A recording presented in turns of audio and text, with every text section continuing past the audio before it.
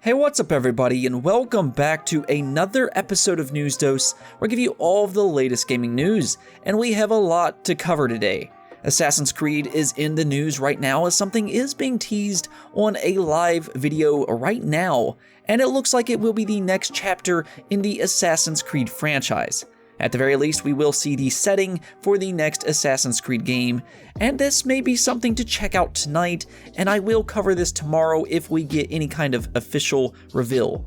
Besides that though, we do have plenty of other stuff to talk about, including a possible PlayStation 5 reveal date, some new Nier Replicant details, and that game is just sounding fantastic so far, as well as some controversial news on the Nintendo Switch eShop, so stay tuned for all of that.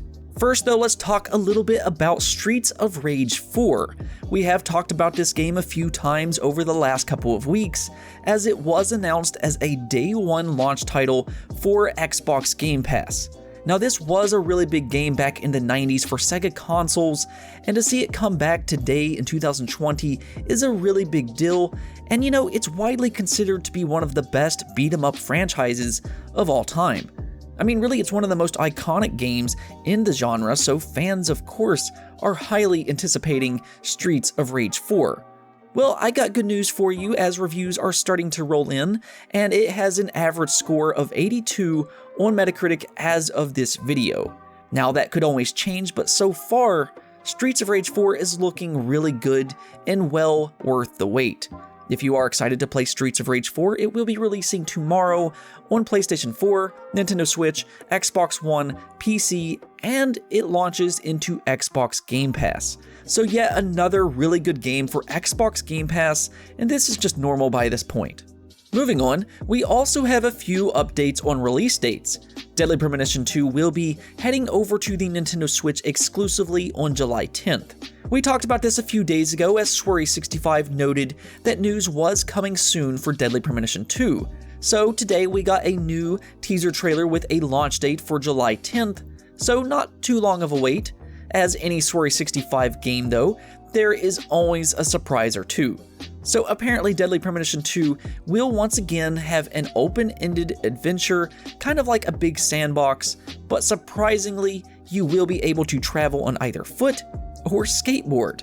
Yeah, you heard that right, you will be able to skateboard in Deadly Premonition 2. It doesn't stop there either because there are skateboarding challenges and you can even upgrade your skills. I mean, I know a new Tony Hawk game has been leaked here recently, but who needs Tony Hawk when you can play Deadly Premonition 2? I just kid, but this is really interesting. There are several other minigames to play as well, including bowling, so it sounds like they have put a lot of work into this game. Hopefully you're excited for it, and you won't have to wait for too much longer.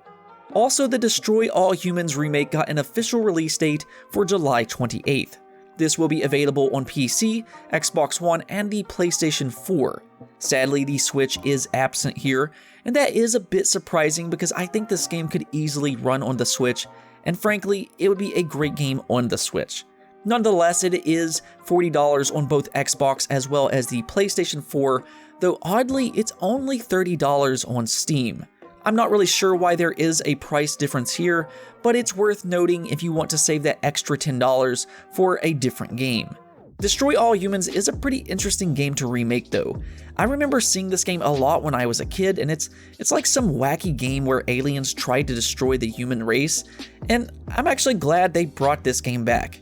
I never really played it before, even though I always wanted it. Well, technically I played it, but I didn't play much of it, but now I get a chance to try it out for myself, and really THQ Nordic is just doing a good job with this type of stuff all around. Do remember that they are also bringing back SpongeBob Battle for Bikini Bottom, and I do like this trend of remaking games. It allows new players to play games that people used to love, and they're no longer held back by dated technology. There's also that nostalgic factor for returning fans, so I'm loving this trend personally. Moving on though, we have one last release date to talk about, and this is a really weird one, because Indivisible just launched on the Nintendo Switch out of nowhere. And when I mean out of nowhere, apparently the developers and publisher were even a bit surprised by this. According to the lead designer for Indivisible, Mike Zymont, he was as shocked as anybody to see that Indivisible released on the Switch, and he doesn't seem to be too happy about it either. The reason for that is because apparently the version of Indivisible that was launched on the Switch is an old version of the game and is missing some features including New Game Plus as well as cooperative gameplay. Not just that though, but even the Nintendo Switch eShop image art is wrong, but he did note that it is 20% off. That's not a bad deal either because Indivisible is a solid game, but something clearly went wrong here. Now the publisher 505 Games did respond to the fact that this was a surprise release date, and this is what they had to say. We had scheduled an early May release date, but due to an unexpected series of events, the game is now available in North America and Europe. It's a happy accident that puts the game into your hands sooner than expected. So yeah, this is just a weird launch all the way around. I think the keywords here from 505 Games is happy accident. I believe this game was not meant to release until May, and somebody messed up somewhere. That's not a good look for 505 Games at all, and could hurt their relationship with other developers.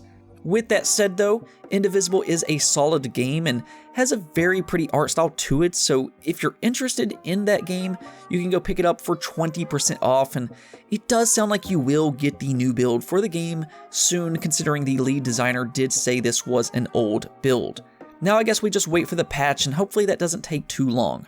In other news, we got some new free games to talk about with Xbox Games with Gold, as well as PlayStation Plus games for the month of May. Xbox Games with Gold will be V-Rally 4, Warhammer 40,000 Inquisitor, Sensible World of Soccer, and Overlord 2. So this is yet another so-so month for Xbox Games with Gold, which is pretty much to be expected by this point, to be honest. You do have Warhammer there, which is a good game, but overall nothing is really outstanding here, but I'm sure you can have a lot of fun with several of these games. PlayStation Plus is about the same as well. You have City Skyline, which is a good game, and you also have Farming Simulator 19. Fans seem really upset with these, and honestly, I don't really blame them. I think this has been the worst month for PlayStation Plus that I've seen in quite some while. The last few months for PlayStation Plus has been pretty good with the Uncharted Collection, and you had the Uncharted Lost Legacy not long before that, but this month you get 2 simulators. Now with that said, if you do like Sims, this is a good month, and Skyline really is a good game. And speaking of good games, one game that I am personally really excited about is the Nier Replicant Remaster.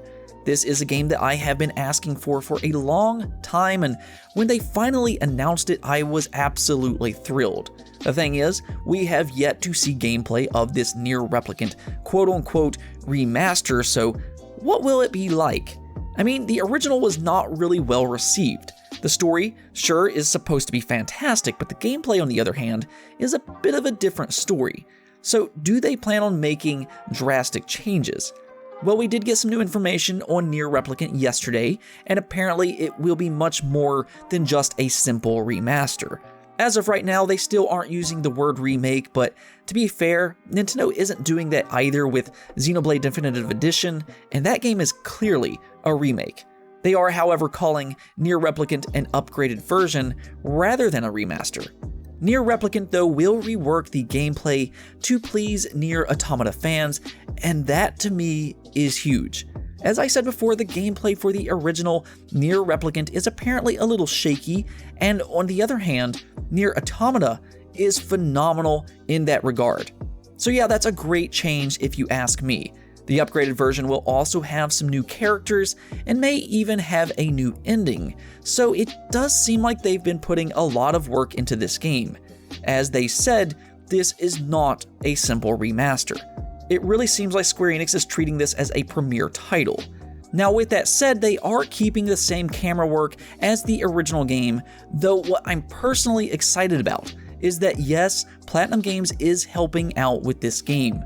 I think this is probably very limited, and it's not like a major team or anything like that is helping, but there is some Platinum Games staff helping out, which is a really big deal. I'll say this over and over again, but I think Nier Automata is a masterpiece of a game, and if they can get help from some of the developers who worked on Automata, I see that as a great thing. Now with that said, we still haven't seen gameplay just yet, but I am liking everything I'm hearing so far. I mean, it sounds good on paper at the very least, so now we just need to see it in action. What about you though? Are you excited for Nier Replicant Remastered, or quote-unquote the upgraded version? Let me know in the comments below. And while we are on the topic of anticipated games, something else fans, and me included, are excited for is that big PlayStation 5 reveal. I mean, we have seen some megatons so far in the PlayStation logo, I kid, and even the controller, which actually did like that, but for me, I am ready to see the console and some new games. What is that thing going to look like? And based off the PlayStation 5 controller design, this thing may have a very exotic design in comparison to what we are used to seeing. It more than likely will share that white and black design, but most importantly, it's the games. We really haven't seen PlayStation first-party games yet for the PlayStation 5. I mean, we have seen a few third-party games including Godfall and Quantum Error, but what about first-party? Will Guerrilla Games have something to show for the PlayStation 5? They are working on Horizon Zero Dawn 2. Also, Insomniac may have Spider-Man 2 ready to show, and what about God of War 2? I mean, even that game developed by Bluepoint that so many people believes is the Demon's Souls remake, will that show up there? Either way, I do think that this reveal will have a lot of good games to show, but when exactly will it be? Well, according to VentureBeat game journalist Jeff Grubb, the reveal is set for June 4th. This is a very specific date, but him being a journalist from a reputable website, this is believable. Of course, there is still no confirmation on this just yet by Sony, so you have to take it with a grain of salt for the time being. Nonetheless, this is certainly worth keeping an eye out for, and hopefully, Sony says something soon and gives us some kind of confirmation or anything to look forward to. I really don't care for their insisted silence over the last year, but what are you gonna do? And now for the last bit of news, the Nintendo eShop has been having some problems lately. Over the last month, Nintendo has had a problem with accounts being hacked, and speaking of that, make sure to turn on your two-step authenticators because over 160,000 accounts was hacked, so this is a really big deal. Now though, Nintendo is shutting down limited eShops across several countries on the 3DS and the Wii U. I don't think that these two are linked together necessarily, but this is a little controversial because a lot of people still do use the 3DS. I mean, it was a popular handheld console, and now that it will no longer have access to the eShop, even if limited, that is really unfortunate. From my understanding, these limited eShops did not have digital games, but did allow you to redeem codes. Not exactly sure how that works, but this is not a worldwide thing, and it is only happening in 42 countries, though that still is a lot, but you do have some time before this does actually happen. This will be happening on July 31st, so you have a couple months until then, so you better redeem those codes now while you still can. Anyways though, that's it for this video, but if you liked the video, don't forget to hit the bell notification and subscribe button for more content just like this. Peace out.